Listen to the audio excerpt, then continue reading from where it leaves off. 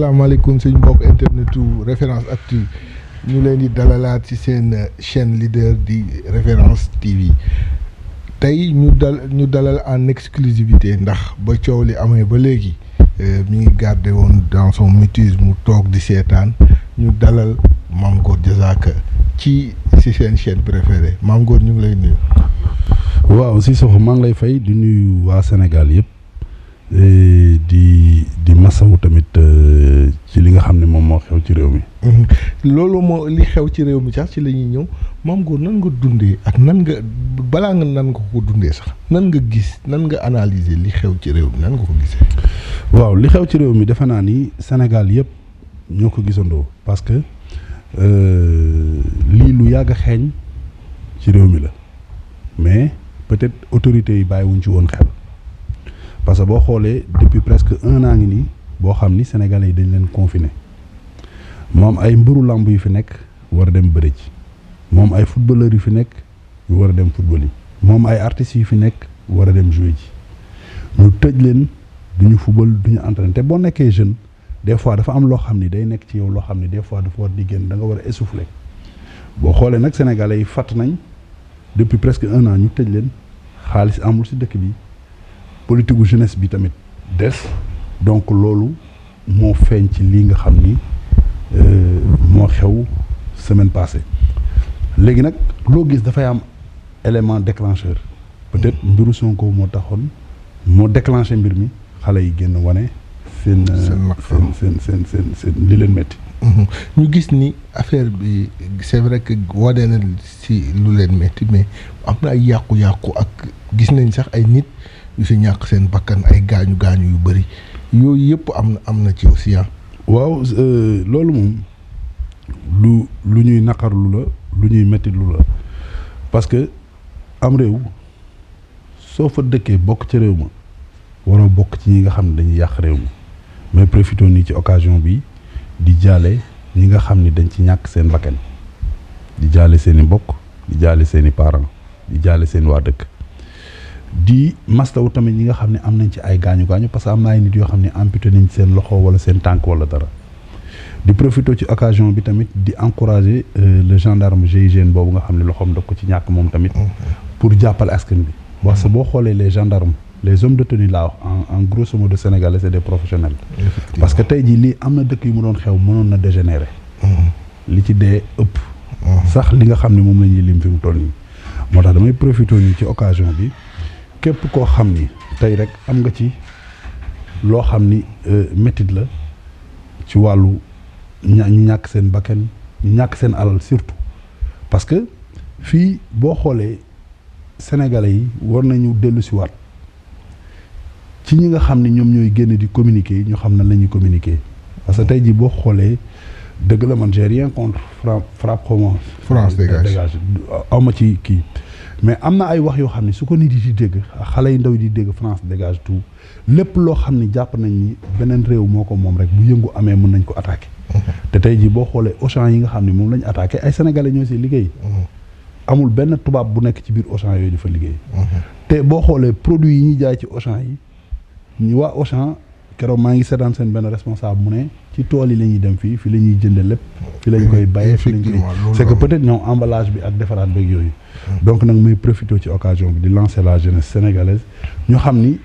bu ñu yàqee Auchan wala ñu yàqee station yi ñu yàq ay sénégalais ñoo fay liggéey ñoo xam ne dañu am seen appartement war ko fay am seen jabar yor seen i doom di joxe dépense amul benn tubaab bu fay liggéey nit ki mu rek nga mun a mettitlu li nga xam ne moo la métti te doo yàq doo toj Mame Gor nan la ko dundee moom personnellement yow nan nga ko dundee. non dama ko dund ak naxar ak métit parce que tey jii dafa am ñoo xam ni yàlla dafa def ñu nekk ay cible ci dëkk nekk ay nit yoo xam ni c'est des porteurs de voix may profité nag ci occasion bi di lancer un message au président de la République mooy tey yàlla dogal na lii am na lii njàngat bu bari la ci war a am ci wàllu ñi muy àndal. ci wàllu ñi muy waxal ci wàllu ñi mu fal ci wàllu jeunesse su dëkkam. mais président génn na keroog moom ak Ousmane Sonko yëpp wax nañ dañuy njëkkee ci li président wax président dafa wax dalal xel yi ba pare ne dina changer lu bëri. waaw xam nga réew soo ko yoree nee na daal dégg na njàmbatu gone yooyu. message yu xale yi nee na liir na ko décortiquer na ko. voilà message bu mu génne message bu baax la. parce que un président de la république tey bu réew mi amul jàmm moom mooy ci moom lay gën a méttee. effectivement. parce que sur le plan international nit ñi dañuy wax ni moom kon nan la gérer njabootam donc tey jii bu réew mi amee jàmm Macky Sall la ko gën a amal mu nekk nag discours boo xam ne discours bu responsable la parce que wax na ak jeunesse bi wax ci affaire pandémie bi wax ci lépp loo xam ne ay gàllankoor la yoo xam ni dafa secouer dëkk bi Ousmane Sonko tamit message bi mu lancé message bu baax la parce que jamono bi ñu toll nii jamono paix la wax lu baax juboo parce que nit ki mun ngeen bañ a ànd politiquement man chaque jour soo xoolee ci samay kàddu samay sorties yu bëri damay wax ni man mun naa ci politique nit wax dara ma dindi ko wala ma weddi ko mais du ma yéene nit kaso du ma yéene nit dee. te fu dëgg la fekk la fa la lay bàyyi. dëgg moom fu ma fekk fa la may bàyyi. mais keroog discours bi nga xam ne Ousmane Sonko def na ko discours bu ma neex la parce que nee na réew mi bu ñu ko yàqee mais ñoom ëllëg bu ñu demoon ba war a sax jot ci réew mi bu ñu ñëwee ëllëg ñuy liggéey dañuy réparer rek. comme moom tojloowul kenn yàqloowul kenn. te loolu mooy discours bu responsable. may profité nag ci occasion bi di ko ci féliciter di ko encourager di ko xamal ni man dama koy wax chaque jour Ousmane Sonko man contre ma ko. sa personne contre ma ko. des fois benn moment dafay am ci yoo xam ni da koy wax ma bañ ci ànd. mais bañuma sa personne. donc nag discours bu responsable la def discours la boo xam ni ñëpp dañ ko apprécier. man de dëgg neex yàlla apprécier naa ko bi mu génnee wax ni ñiy kas ak toj yeeg yàq yeeg lakk yi yónniwu ma leen dama ci kontaan. parce que tey jii boo xoolee nit koo xam ne dafa tabax këram ñafe xamoo ndax dafa leb banque xamoo nan la demee ay émeute am rek ay noonam profito dem këram taal ay bagage am dafa ñaaw mooy profito ci occasion bi di mastawu Me El Hadji Diouf ñoom Birima Ndiaye comprendre la ñu ci bëri ñoo xam ne yàqu lañ ci daal maay profito di leen mais pour génn ci situation bi sànq effleuré nga ko njiitu réew mi lan la war a def lu concret lu gaaw ba nga xamante ni lii dootu fi amati mais dañ ciy génn bu gaaw. Macky Sall li mu war a njëkk a def message bi ma koy lancé moom président de la république mooy mu tas gouvernement bi parce que gouvernement bi man pour man ñu ci bëri waxuma ñëpp nag. mais ñu ci bëri amaluñ ko benn njëriñ. waaw gis nañ fi ils sont impopulaires. ministre de l'intérieur bu ñëw ne ay terroristes lañ ministre des affaires étrangères ñëw attaqué nit ñi ne ay moom it loolu gis nañ ko fii. xam nga tey. ministre de la jeunesse kenn déggu ko. xam nga man tey bëgguma personnaliser wax diw la wala diw la wala diw la. président si boppam am na ay conseillers xam na li xew ci dëkk bi. président dafa am ay nit démb yoo xam ne dafa ànd ak ñoom ñafe ñu nekk ay borom xam-xam. bokk ci réew mi ànd ak moom cheminer ak moom ñafe man le conseil que je lui donne mooy niti démbam yi ay ñoom Aline Badara Cissé ay ñoom nu mu tudd ay ñoom Amadou Ba Aly Ngouille Ndiaye ay ñoom Mimi Touré ay ñi mu am ñëpp mu dem jëli leen parce que ñii ma gis nii c'est des gens yoo xam ne ils sont impopulaires ba pare bi lii xewee ñoom ñëpp a dem ñoom ñëpp a débarrassé wu laxatu kenn waxul boo xoolee ñi nekkoon ci plateau télé yi ay Pape Mawo Diouf la ay ñoom Mamadou Dione bu Kosek ñun ñi sama classe gi ñoo fi nekkoon di xeex te man yoruma poste yoruma dara te lu nekk dama koy dégg saaga ndey fu mu gën a ñaawee dañ ma koy daggal lu ne lañ may wax comprendre la président moo war a xool ñi nga xam ne ñoom la war a àndal di ak ba pare di xool ñi koy digal tamit bu baax parce que am na ñoo xam ne dañuy nekk sa wet dóoral diw jàppal diw defal lii diw te bu affaire yi demee ba tàng ñu roccee ko daw seen yoon ñoom ñëpp la war a dàq wut ay nit yoo xam ne ay nit yu responsable lañ nit yu baax lañu. te lii nga xam ne moom la dig jeunesse bi parce que man président man xam naa ni ku am yërmande la nit ku baax la. parce que président tey jii bu taxawee mu ne jeunesse bi dina génne 300 milliards jàppale leen. nañu fexe ba 300 milliards yooyu nga xam ne moo war a dem ci jeunesse bi mu kenn bañ koo sàcc wala kenn bañ koo luubal mu yegg ci jeunesse bi mu am politique de jeunesse jaar ci ministère de la jeunesse. dem ci chef de quartier yi dem ci mairie yi. dem ci conseil départementaux yi mu yegg ci xale yi sportif yi gis ci seen bopp xam nga ñi nekk ci ñëpp gis ci seen bopp parce que fi mu toll nii xale yi ñëpp a jaaxle ñëpp a tiit xamuñu seen avenir lan la tey jii Covid 19 bi yàq na étranger booy yi kenn mënatul dem Europe kenn liggéeyatul donc seen dëkk rek lañ mën a toog liggéey donc nag ñi nga xam ne nekk nañ ci ay projet nañu préparer defar seen projet yu dëgër fexe ba nga xam ni lii président taxaw ni da koy génne muy 300 milliards pour jàppale la jeunesse xam nga mu mën a yegg ci ñoom ni ñu ko bëggee. mais boo xoolee gouvernement bi moom dëgg neex yàlla pour man président daf ko war a changer. dafa war a changer gouvernement pour mun a mais benn conseil aussi ngay joxe xale yooyu nga xam ne ñoo génnoon ñii say doom lañ ñii say jarbaat lañ ñii say raq lañ. non xale yi moom conseil bi ma leen di jox moom mooy bu ñu nangu kenn manipuler leen parce que léegi xale amatul. ñëpp am xel ñëppay xalaat. bu la nit di manipuler di la yóbbu ci loo xam ni tey jii parce que boo xoolee ñiy wax ñëpp on va nous battre on va nous def lii seeni doom nekkuñu ci boo xoolee tey jii ñi ci dee ñëpp ay innocent lañ peut-être nag nit ki fi sa dee war a jaare mënul jaas mais le conseil que je leur donne moom mooy bu ñu amee lu leen métti mun nañ def comme li Ablaye Wade waxoon takk seeni brassard rouge mais président du gis yooyu ànd dox pacifiquement mais lii nii xam nga tey dama lay wax benn affaire tey li ñu yàq yëpp station essence yi léegi pour nga am essence da ngay am problème affaire yi ñuy yàq Auchan yi këru ñàmbur yi ñu taal amul sens te Sénégal ñëpp dañu xam ci dëkk boo xam ni dëkk bu correct la ñu te tey jii am na booy yu bëri yoo xam ne tamit bëgg nañu am visa bëgg a tukki bëgg nañu dem bu ñu demee ba Sénégal xam naan Sénégalais yi sont violents am na ñu bëri ñoo xam ne même am na boo nekkee Sénégalais sax ñëw di wut ay visa wala dara mën nañ la bañ a may c'est des gens violents Sénégalais li ñu ko xamoon mooy tolérance ak baax loolu nañ ko continuer mais ñu boole ko fulla ak fayda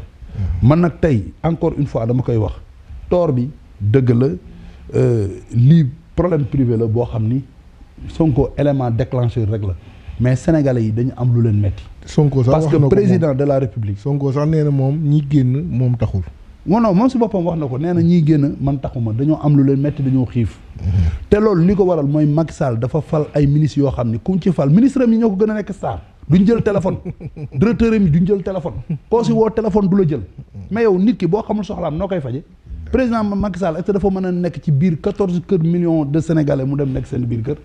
président dafa jël ay nit jox leen ay ndomba tànk pour bu leen nit ñi woowee di leen wax ay problème ñuy jël soo nekkee un ministre de l'intérieur bu la nit ñi di woo téléphone xamoo lu xew fan fa xam nga jël mais yow nga nekk ministre boo xam ne ku la woo téléphone doo ko jël nit ñi ñaanuñu kenn xaalis nit ñi woowuñu ñun comme man dama lay wax ban tey mën naa jël sama bopp exemple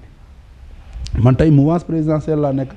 liñ may wax ak liñ may yekk ci dëkk bi duñ ko yekk ministre yi te man yoruma benn ndongo tànk maa ngi jàppale Macky Sall di ci teg suma live di ko jàppale li may daj amul benn ministre Macky Sall bu ko daj man Macky Sall fayuma salaire joxuma ndomba tànk encore une fois dama ko bëgg gis mu nekk nit ku yaru ko am kii ma bëgg ko di ko jàppale mais joxuma dara ku dem ci moom nag dama koy lancer fii képp ku ñëw ci président ni ko maam góor maa ngi koy gérer waxul dëgg day fen